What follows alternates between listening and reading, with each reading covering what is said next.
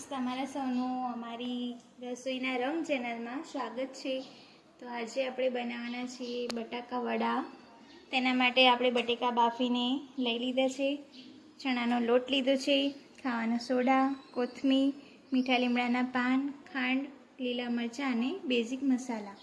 તો આપણે બનાવવાનું શરૂ કરીએ। તો સૌપ્રથમ આપણે બટાકાને આ રીતે કાંટા ચમચીની મદદથી આપણે મેશ કરી લઈશું। હવે તેમાં આપણે લીલા મરચાં નાખીશું, ખાંડ નાખીશું, હળદર નાખીશું, ધાણા જીરું પાવડર નાખીશું, ગરમ મસાલો નાખીશું,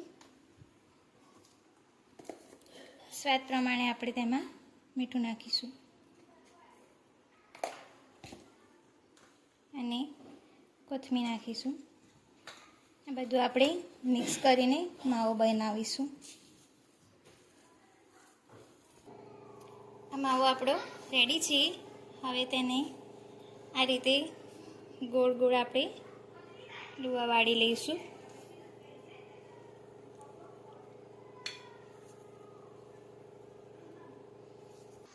તો આપણે આ બટેકાના લુવા તૈયાર છે।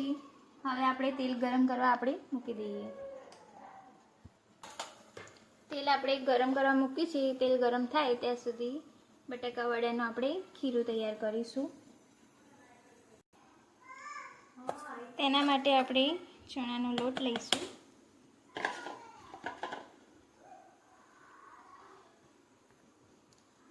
થોડી એમાં ચપટી જેટલી હળદર નાખીશું, મરચું, ધાણા જીરું,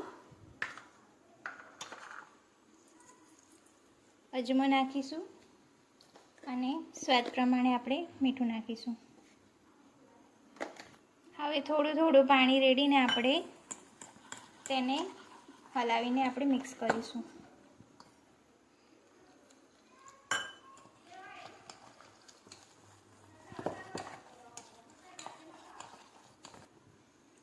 તો આ ખીરું આપણે હલાવીને મિક્સ કર્યું છે। હવે તેમાં ખાવાનો સોડા નાખીશું અને આપણે તેલ ગરમ કરવા મૂક્યું હતું તેમાંથી તેના ઉપર ચમચી તેલ નાખીશું।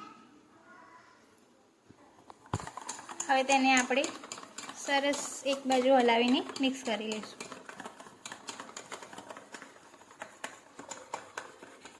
તો આપણું બટાકા વડાનું બેટર રેડી છે અને તેલ પણ આપણું ગરમ થઈ ગયું છે। તેમાં આપણે બટેકા વડા તળી લઈશું। તો આ રીતે બટેકાનું આપણે જે લુવું વાળ્યું હતું તેને બેટરમાં આપણે ડબોળીને આ રીતે તેલમાં નાખીશું।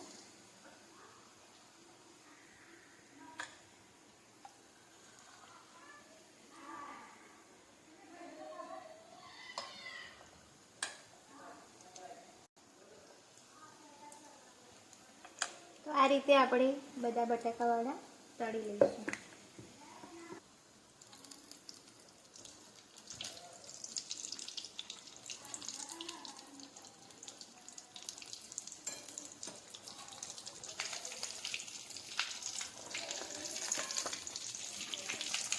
બટાકા વડા આ રીતે આપણે થોડા બ્રાઉન કલરના થાય બદામી રંગના ત્યાં સુધી એને તળી લઈશું।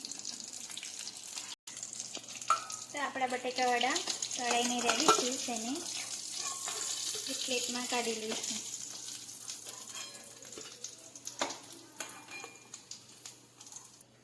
આ બટાકા વડા આપણે વડાપાઉં બનાવી તેમાં પણ આપણે યુઝ કરી શકીએ છીએ। તો આપણે બટાકા વડા સર્વ કરી લઈએ। તો આપણા બટેકા વડા ગ્રીન ચટણી અને સોસ સાથે સર્વ થઈ ગયા છે। તે ગરમા ગરમ ખાવાની બહુ મજા પડે છે। તો તમને અમારી રેસીપી કેવી લાગી તે કોમેન્ટમાં જરૂર જણાવજો અને અમારી ચેનલને લાઈક, શેર, સબસ્ક્રાઈબ કરવાનું ભૂલતા નહીં।